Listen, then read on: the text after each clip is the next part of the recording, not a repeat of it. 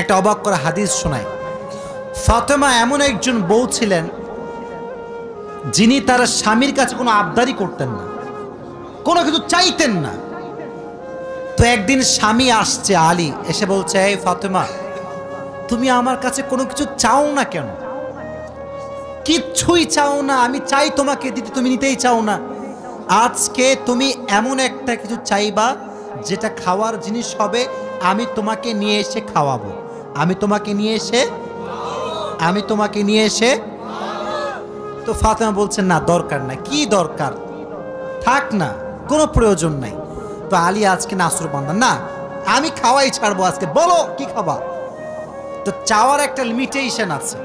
উনি বললেন, আমার কিচ্ছু লাগবে না, জাস্ট বাজার থেকে একটা আনার নিয়ে আসবেন। কি নিয়ে আসবেন?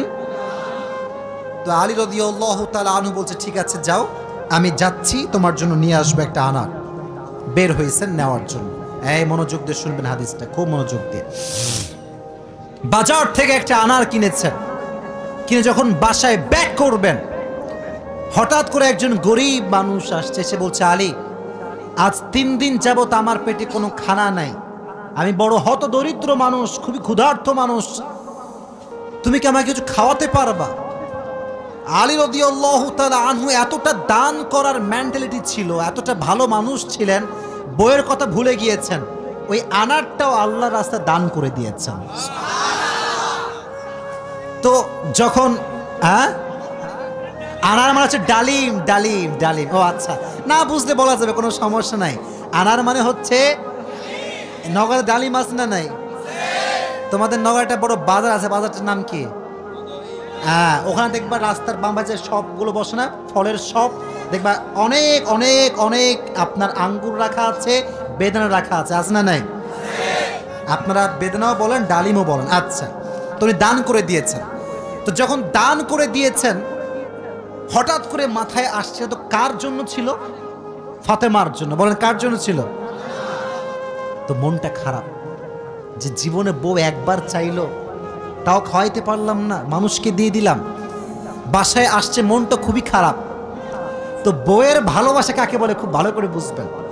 আলী যখন গেটটা খুলেছে, ফাতেমা যখন আলীর চেহারার দিকে তাকাইছে, বলছে, আলী, নিশ্চিত তুমি আমার বেদনা, আমার ডালিম তুমি আল্লাহর রাস্তায় দান করে দিয়েছো। সুবহানাল্লাহ পড়ে। তো বলছে ফাতেমা, আসলেই তাই, আমি দান করে দিয়ে আসছি।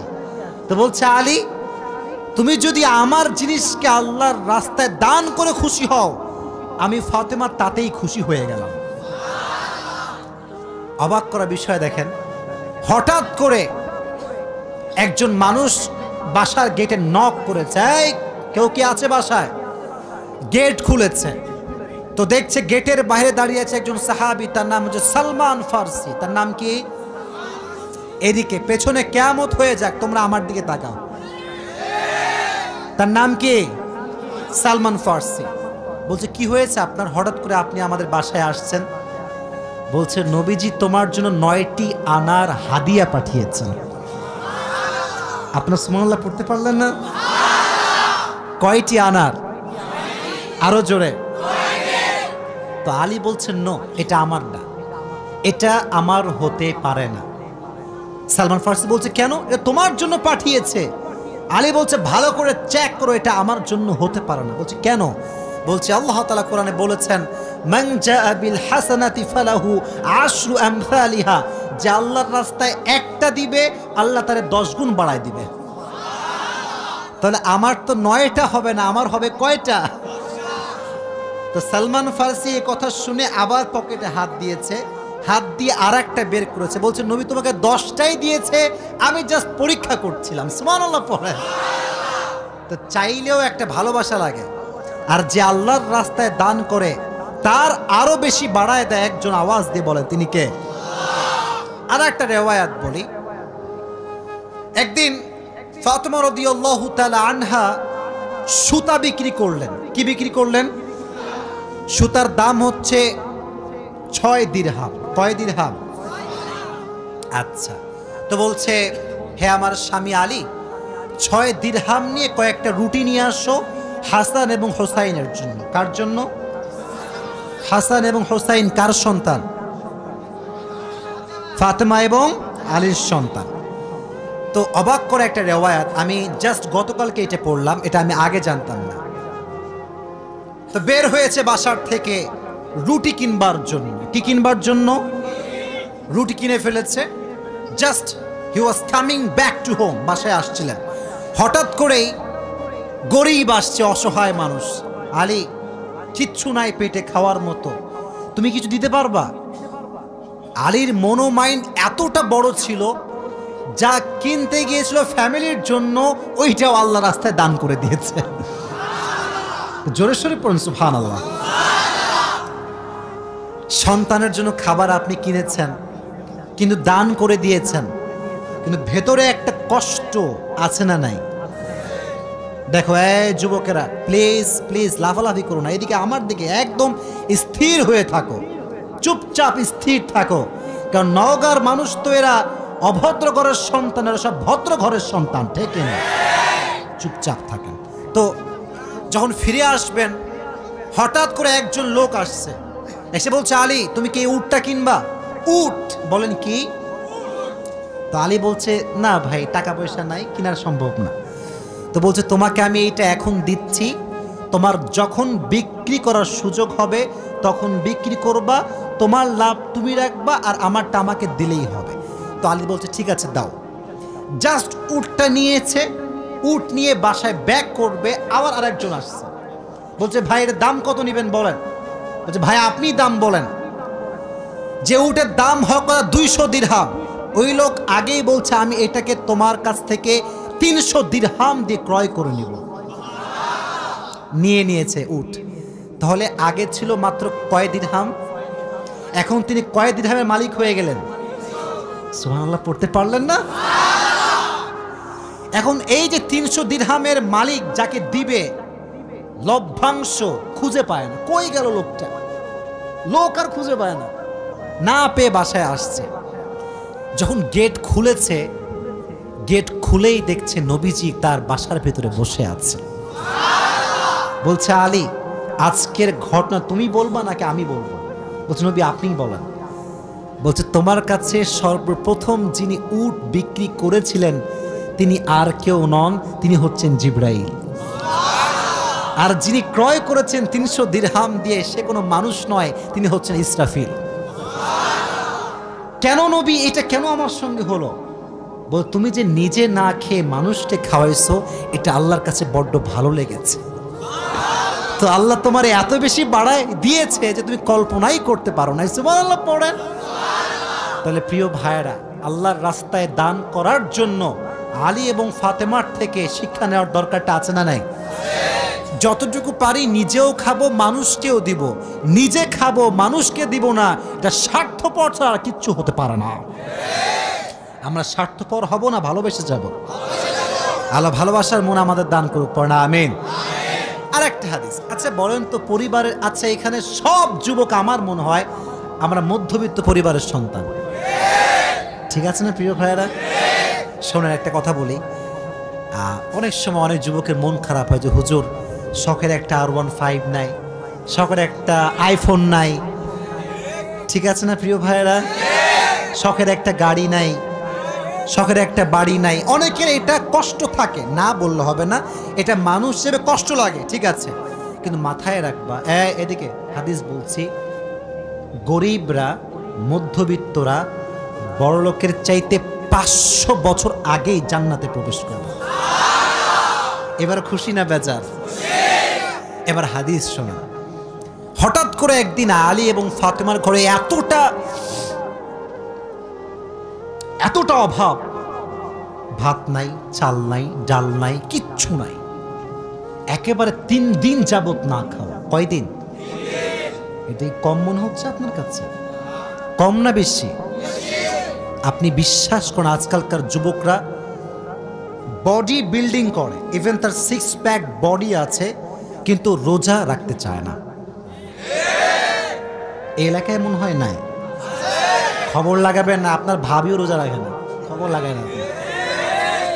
বলবেন যে ভাবি হোয়াট ইজ দিস, রোজা রাখেন না? এখন বলছে বাবা গায়ে শক্তি নাই, দুর্বল।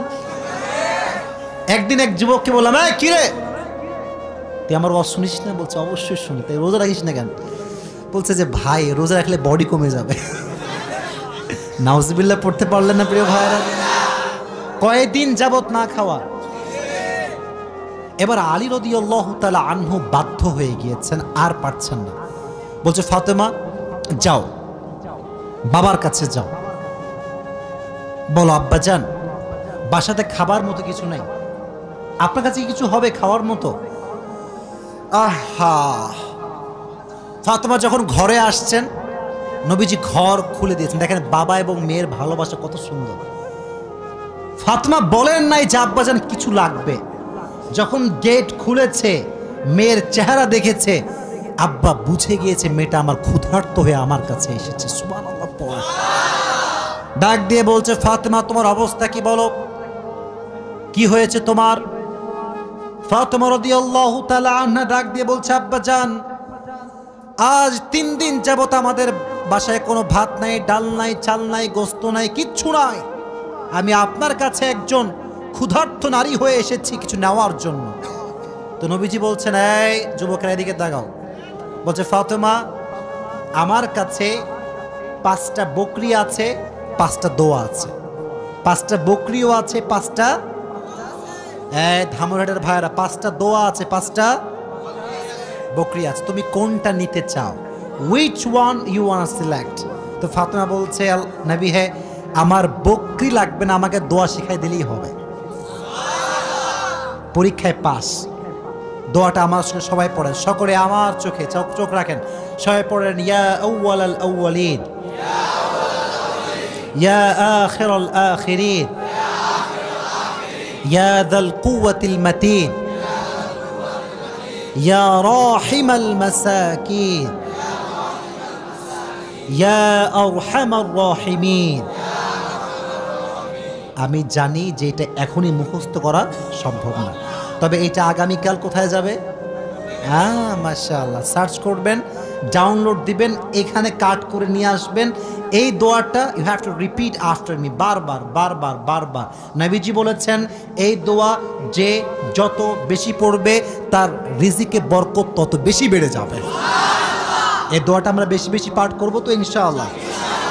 এবার ফাতেমা আলীর কাছে ব্যাক করেছে। আলী বলছে ফাতেমা তোমার হাতে গোস্ত কোথায়, ভাত কোথায়, খাবার কোথায়? তোমার হাত তো খালি, কোথায় আমার খাবার? তুমি তো খালি হাতে ফিরে এসেছো।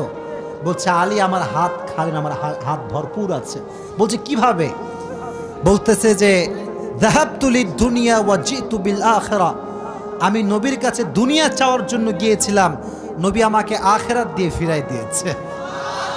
আমি আখিরাত নিয়ে তোমার কাছে এসেছি। তো আলী এবার নিজেই আসছে। ডানের যুবকরা কিরে আমার দিকে তাকাও। এবার নিজে কে আসছে? আলী। পরে এবার কে আসছে? নবী হে অভাব, খাবার দাবার কিচ্ছু নাই। নবী এবার সংখ্যা বাড়ায় দিয়েছে। বলছে আমার কাছে 5000 বকরি আছে আর 5টা দোয়া আছে, তুমি কোনটা চাও? আলী বলছে নবী 5000 বকরি নয়, 5টা দোয়া হলেই চলবে। কতটা আল্লাহর উপরে ভরসা চিন্তা করেন। আমার মতো আপনার মতো মদন হইলে আগে বকরি দেন, তারপর দোয়া দেখা যায়, ঠিক কিনা যুবক ভাইরা? বড় শুধু এইটা, বিপদে পড়লে মানুষ সুদও খায়, ঘুষও দেয়।